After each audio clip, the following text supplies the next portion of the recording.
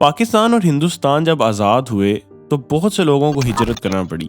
बहुत से लोग पाकिस्तान से हिंदुस्तान चले गए और बहुत से लोग हिंदुस्तान से पाकिस्तान की तरफ आ गए। इसी दौरान इन तमाम लोगों को अपनी तमाम जायदाद और तमाम बिजनेसेस वहीं पर छोड़कर जाना पड़ा। मगर इनमें से कुछ ऐसे लोग भी थे जिन्होंने हिम्मत नहीं हारी और किस्मत के आगे घुटने नहीं टेके। उन्हीं में से एक ऐसे इंसान की आज हम बात करने जा रहे हैं जिसने एक तांगे वाले से एक अरबपति बनने तक का सफर किया। 2 पैसे में मेहंदी बेचने वाला एक इंसान किस तरह से करोड़ों की गाड़ियों का मालिक बना, आइए जानते हैं। आखिर कैसे की वीडियोस में खुशामदीद। ये बात है 27 मार्च 1923 की, जब पाकिस्तान और हिंदुस्तान एक ही हुआ करते थे। आज के पाकिस्तान के शहर सियालकोट के मोहल्ला म्यानपुरा में महाशय चुन्नीलाल नाम के एक आदमी के घर में एक बच्चा पैदा होता है जिसका नाम रखा जाता है महाशय धर्मपाल गुलाटी। चुन्नीलाल अपनी बीवी, अपने 3 बेटों और 5 बेटियों के साथ सियालकोट में रहा करते थे और वहीं सियालकोट के एक बाजार पंसारिया में उनकी मसालों की एक दुकान थी जिसका नाम था महाशयां दी हट्टी। चुन्नीलाल के बेटे धर्मपाल गुलाटी जब बड़े हुए तो उनके वालिद साहब ने उनको स्कूल में डाला ताकि वो कुछ पढ़ लिख जाएं। मगर धर्मपाल गुलाटी का इंटरेस्ट तो पढ़ाई बिल्कुल भी नहीं था, क्योंकि उन्हें पढ़ाई से सख्त चिढ़ थी और वो कभी भी स्कूल जाना बिल्कुल भी पसंद नहीं करते थे। और बस इसी तरह करते करते उन्होंने 4 क्लासें तो पास कर ली, मगर 5वीं क्लास के बाद उन्होंने पढ़ाई से साफ इनकार कर दिया। अब चूंकि वो पढ़ाई से साफ इनकार कर चुके थे तो कुछ बड़ा होने पर उनके वालिद साहब ने उन्हें कुछ स्किल सीखने के लिए, लकड़ी का काम सीखने के लिए भेज दिया।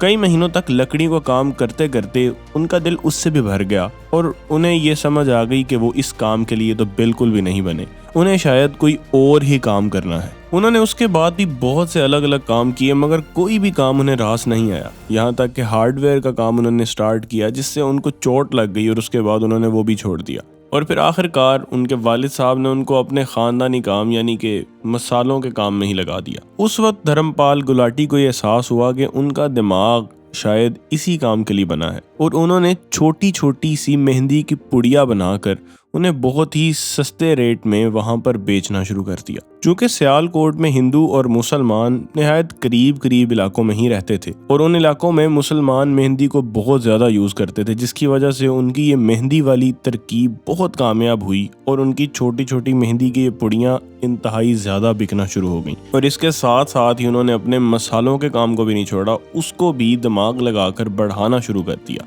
और उसके बाद 1941 में धर्मपाल गुलाटी जी की शादी हो गई। अब चूंकि शादी के बाद जिम्मेदारियां और बढ़ गई थी तो उन्होंने अपने काम पर और ज्यादा तवज्जो देना शुरू कर दी और पेशावर से खुद मिर्चें लाकर उन्हें खुद पीस कर बेचना शुरू किया। और उसी के साथ साथ उन्होंने हल्दी का भी कारोबार शुरू किया। और वो शुरू से ही एक बात पर बहुत पक्के थे कि मुनाफा चाहे बहुत थोड़ा हो मगर मसालों की क्वालिटी सबसे अच्छी होनी चाहिए। और बस फिर देखते ही देखते उनके मसालों की क्वालिटी की वजह से उनकी दुकान पूरे सियालकोट में मशहूर होना शुरू हो गई और उनकी एक देगी मिर्च तो बहुत ही ज़्यादा मशहूर हुई, जिसकी वजह से उनका नाम ही देगी मिर्च वाले पड़ गया था। और यहीं पर फिर वक्त आया 1947 का, जब पाकिस्तान और इंडिया अलग हो गए। और यही वक्त था जब धर्मपाल गुलाटी को अपना सब कुछ छोड़कर अपनी फैमिली को लेकर इंडिया जाना पड़ा। अब चूंकि इंडिया पहुंचने के बाद उनके पास कुछ भी नहीं था तो उन्हें अपनी फैमिली के साथ अमृतसर के एक कैंप में रहना पड़ा, मगर कब तक वो उस कैंप में ही गुजारा करते। आखिरकार धर्मपाल गुलाटी ने ये सोचा कि वो बाहर निकलकर कुछ ना कुछ रोजगार का जरिया ढूंढने की कोशिश करें और बस फिर वो वहाँ से निकलकर दिल्ली चले गए।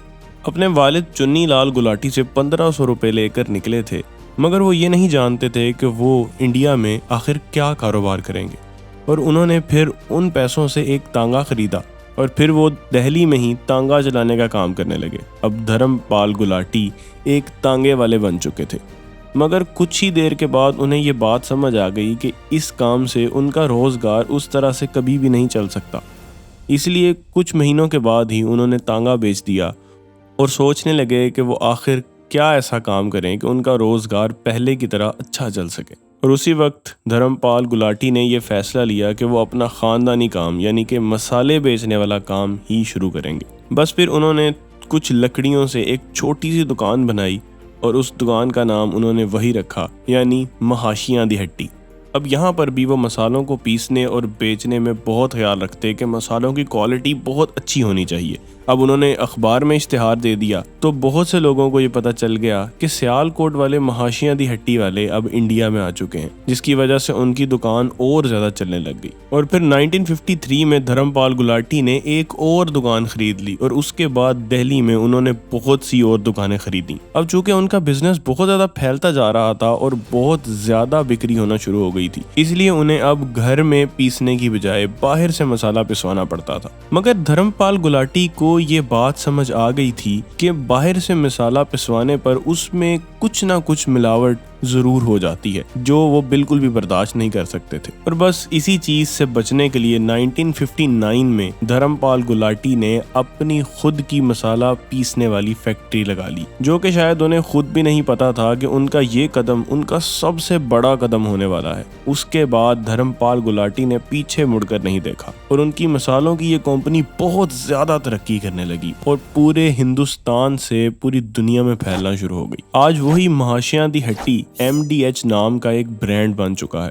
जो कि पूरी दुनिया में मसालों के लिए मशहूर है। उसके बाद उन्होंने अपनी एक फैक्ट्री राजस्थान में लगाई और फिर एक फैक्ट्री दुबई में, और उसके बाद उन्होंने लंदन और अमेरिका में भी अपनी फैक्ट्री लगाई। और बस फिर देखते ही देखते MDH दुनिया की सबसे बड़ी मसालों की कंपनियों में से एक हो गई। आज MDH सालाना न जाने कितने करोड़ों का कारोबार करती है और 100 से ज्यादा मुल्कों में इसकी प्रोडक्ट्स बेची जाती हैं। धर्मपाल गुलाटी ने कभी भी किसी बड़े मॉडल या एक्टर का सहारा नहीं लिया था अपनी एडवर्टाइजमेंट के लिए, बल्कि उन्होंने अपना ही चेहरा इस्तेमाल किया और उनकी कामयाबी की सबसे बड़ी वजह शायद उनके मसालों की क्वालिटी थी। 2016 में धर्मपाल गुलाटी को इंडियन ऑफ द ईयर का अवार्ड भी दिया गया था। 2017 में लाइफ टाइम अवार्ड दिया गया था और फिर 3 दिसंबर 2020 को धर्मपाल गुलाटी इस दुनिया को छोड़कर चले गए। मगर हैरानी की बात यह है कि 1500 रुपए से शुरू होने वाली एक कंपनी को धर्मपाल गुलाटी ने किस तरह से 10,000 करोड़ की वैल्यू की कंपनी बना दिया। इनकी इस कहानी को सुनकर एक बात तो वाज़ह हो जाती है कि अगर इंसान में हिम्मत हो तो हालात चाहे किस तरह के भी आ जाएं, वो कभी ना कभी कामयाबी को अपनी मंजिल बनाकर ही छोड़ता है। वीडियो पसंद आई तो चैनल को सब्सक्राइब कर दीजिएगा। कमेंट सेक्शन में अपनी राय का इजहार ज़रूर करें। मिलते हैं आखिर कैसे की एक नई वीडियो के साथ।